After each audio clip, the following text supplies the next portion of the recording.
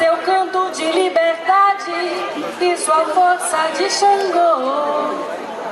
A Irmandade trabalhadora, negros, negras construtoras de toda a sociedade, bate forte no tambor.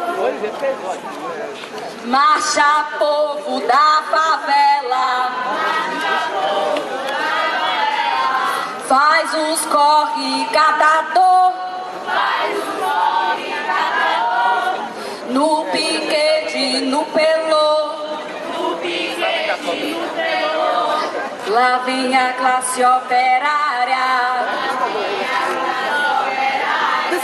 força revolucionária